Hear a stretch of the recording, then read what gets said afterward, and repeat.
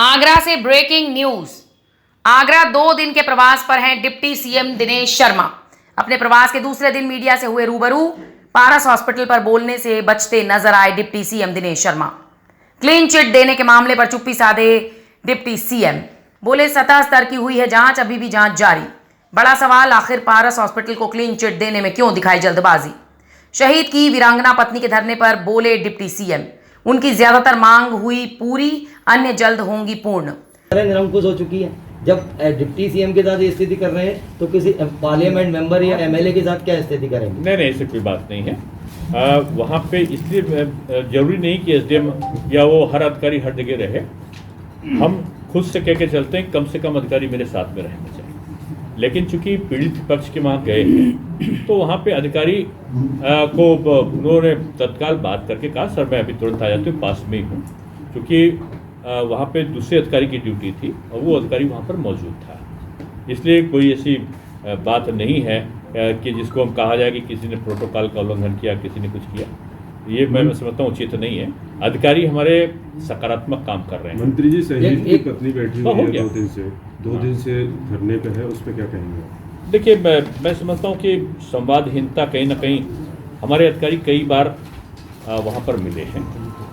और जो हमारी सरकार है, बीजेपी है, ये पूरी तरीके से संवेदनशील है।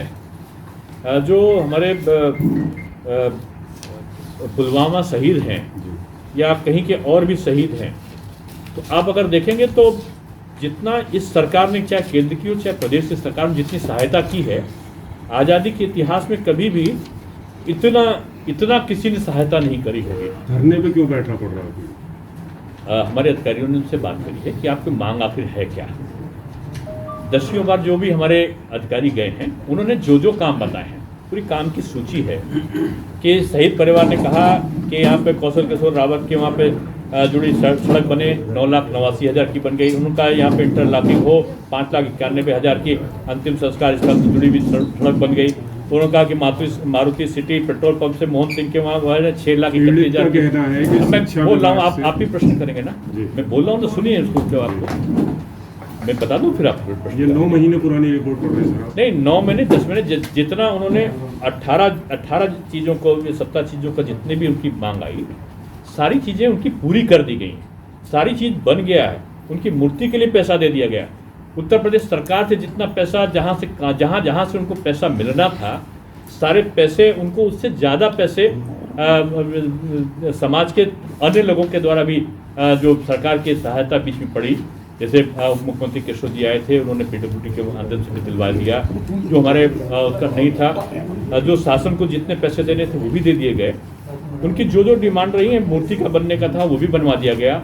उनका था कि यहाँ पे मार्ग बनवाया जाए, तो मार्ग का भी निर्माण करा दिया गया है। और हमारे लिए श्रद्धेय हैं शहीद, हमारे लिए एक श्रद्धा का केंद्र है। द्वार के लिए उन्होंने कहा है, द्वार के लिए भी मैंने भी जिलाधिकारी को बोला है कि जिलाधिकारी द्वार के लिए भी जो उनका निर्माण का है वो कर दें। मैंने उनको मैसेज भी कराया था कि जब भी मूर्ति का अनावरण कराना हो, अगर मुझसे कराना हो तो मैं उपलब्ध हूँ। अगर किसी मेरे विधायक, सांसद, हमारे सारे मंत्री यहाँ के मौजूद हैं, जब भी वो अनावरण कराना चाहे, मूर्ति बनने का पैसा दे दिया गया है, स्थल के लिए पैसा। अरे सर, दर्द यही है कि आप वहाँ तक गए और वो अनावरण नहीं हो पाया। नहीं, तो अनावरण के लिए कहेंगे तब मैं जाऊँगा ना। शिक्षा विभाग के पैसे, उनको हमारे अधिकारी जाके बैठ रहे हैं। शिक्षा विभाग का 64 लाख रुपया बकाया है, मुख्यमंत्री कोष में जमा है। 2.5 साल के अंदर वो पैसा कहाँ गया सर? ये उनकी पीड़ा है। एक सवाल, आगरा में पारस मामला हुआ, मोबिल मामला हुआ, उसकी जांच के लिए अभी तक क्या चल रहा है? जांच से लोग संतुष्ट नहीं है। एक का जवाब देना दीजिए।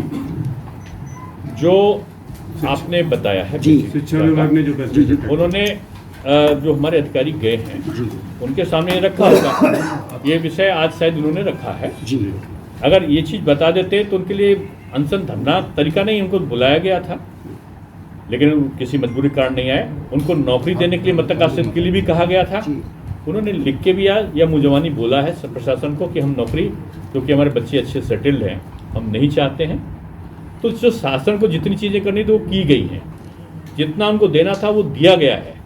अब बीच में उन्होंने दूसरा चीज़ ये बताया, क्योंकि जो राशि उनको दी जाने वाली थी वो राशि दी जा चुकी है।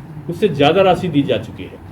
अब एक नया प्रस्ताव उन्होंने दिया है, नीतिगत निर्णय क्या होते हैं। इस प्रकार की जो राशि दी जाती है वो मुख्यमंत्री सहायता कोष में ही जमा होती है।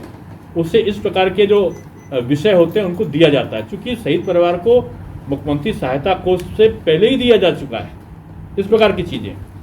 तो इसलिए अब उन्होंने दूसरा जो सुझाव दिया है, मैं उसको रखूँगा। विधिक प्रक्रिया क्या है, मैं बेसिक शिक्षा के विभागों से बात भी करूँगा।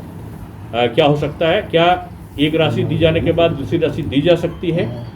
ये तमाम विषय ऐसे हैं जो नीतिगत हैं, इनको बगैर बात किए हम नहीं कह सकते। ब्यूरो रिपोर्ट, न्यूज़ अब भारत।